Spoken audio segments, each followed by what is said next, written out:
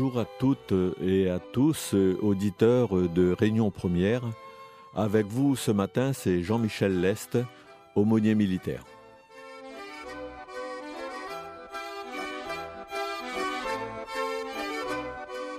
Le texte que je veux partager avec vous ce matin se trouve dans Exode 24, versets 3 à 8.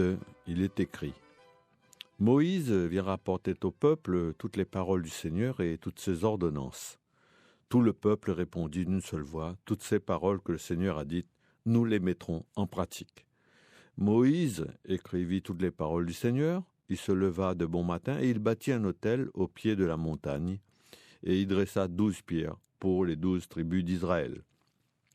Puis, il chargea quelques jeunes garçons parmi les filles d'Israël d'offrir des holocaustes et d'immoler au Seigneur des taureaux en sacrifice de paix. Moïse prit la moitié du sang et le mit dans les coupes, puis il aspergea l'autel avec le reste du sang. Il prit le livre de l'Alliance et en fit la lecture au peuple. Celui-ci répondit: tout ce que le Seigneur a dit, nous le mettrons en pratique, nous y obéirons. Moïse prit du sang, en aspergea le peuple et dit: voici le sang de l'Alliance que sur la base de toutes ces paroles, le Seigneur a conclu avec vous. Le texte de ce matin nous décrit le cérémonial utilisé pour un contrat d'alliance entre deux peuples, jusque-là ennemis, mais cette fois-ci, les contractants sont Dieu lui-même et un peuple, Israël. Il est intéressant de voir comment Moïse a repris un rite habituel en lui donnant un sens nouveau.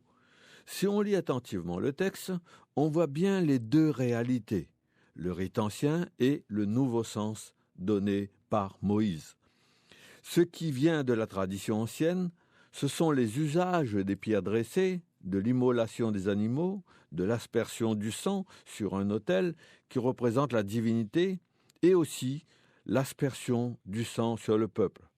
Ce qui est nouveau, c'est la notion d'alliance proposée par Dieu.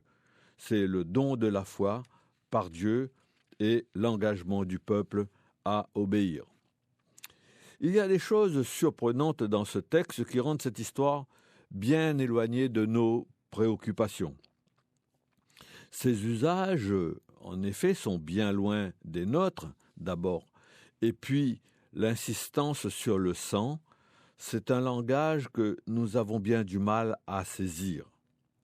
Si les usages nous surprennent, il ne faut pas oublier que Moïse a vécu il y a plus de 3000 ans. Ces coutumes sont vieilles de 3000 ans et même plus, car Moïse ne les a pas inventées, elles étaient courantes dans beaucoup d'autres peuples à cette époque. Elles subsistent encore aujourd'hui chez certains peuples dont l'histoire a évolué moins vite. Dans notre récit, il est relaté le cérémonial habituellement utilisé pour un contrat d'alliance entre deux peuples. Mais cette fois-ci, les contractants sont Dieu lui-même et le peuple qui s'est choisi. Ce qui est important dans ce récit est au début. Le récit commence par évoquer la parole de Dieu que Moïse rapporte du Sinaï. Quand les descendants de Moïse des siècles plus tard relisent ce passage de l'Exode, ils comprennent tout de suite le message. Ce n'est pas le sacrifice en lui-même qui compte. Le plus important, c'est l'alliance, la fidélité de la parole de Dieu. Puis, le récit décrit les rites de sacrifice lui-même. L'autel au pied de la montagne, les 12 pierres qui représentent les 12 tribus d'Israël, c'est-à-dire l'ensemble du peuple. Car c'est bien avec un peuple, et non seulement un individu, que l'alliance est conclue. Les 12 pierres dressées signifient que le peuple entier est concerné et que son unité se fera autour de cette alliance. Là encore, il y a un message pour les futurs lecteurs. Il a été utile parfois de rappeler aux 12 tribus ce qui les unissait. Le verset 8 me paraît le plus important aussi. Voici le sang de l'alliance que, sur la base de toute parole, le Seigneur a conclu avec vous. Rappelle donc que ce n'est pas le sacrifice pour le sacrifice, c'est l'alliance formulée dans cette parole de Dieu. Pour le dire autrement, le sacrifice n'est jamais un but en soi. Il ne vaut que par l'engagement d'amour et de la fidélité qu'il instaure entre Dieu et son peuple. Avec Moïse, une étape essentielle est franchie. Le sacrifice n'est plus un rite magique, il est tissé de la parole, d'un engagement réciproque, il devient le chemin de la foi. Moïse précise bien que c'est Dieu qui a pris l'initiative. Ce n'est pas Israël qui a essayé d'atteindre Dieu, c'est Dieu lui-même qui est venu le chercher, lui proposer d'entrer dans son alliance et de se révéler comme un Dieu qui libère et qui fait vivre.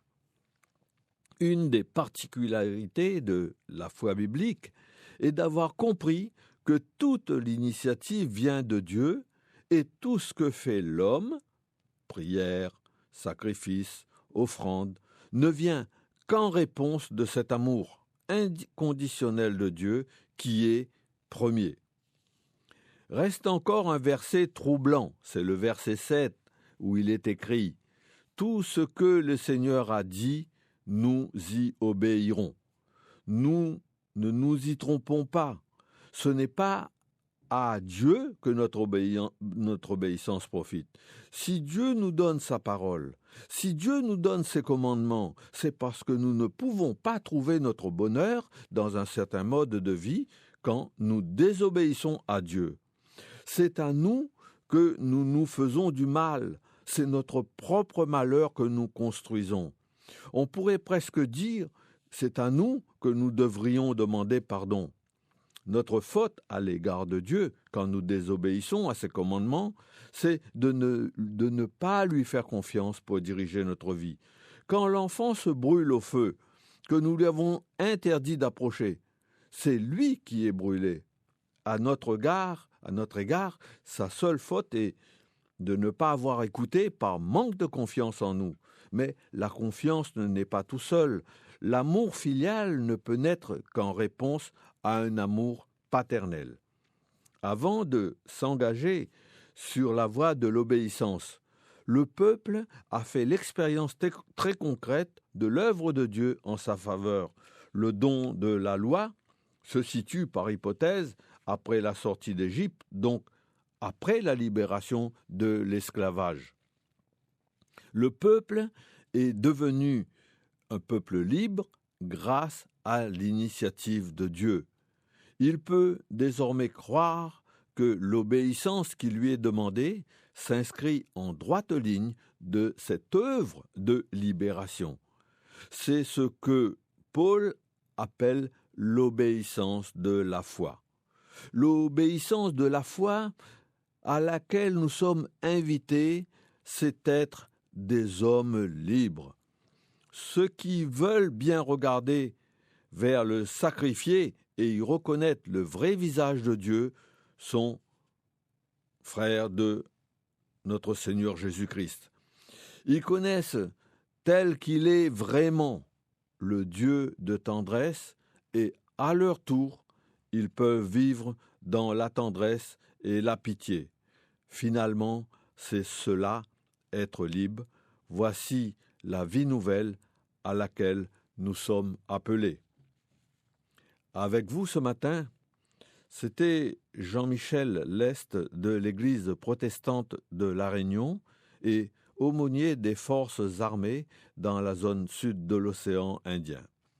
Si, à la suite de cette émission, vous souhaitez nous contacter, vous avez la possibilité d'écrire à Église protestante de La Réunion, 123 allée des Saphirs, 97 400 Saint-Denis, ou nous téléphoner au 02 62 41 63 91. Quant à moi, je vous souhaite une bonne journée et vous donne rendez-vous au premier dimanche du mois de juillet. Merci, au revoir.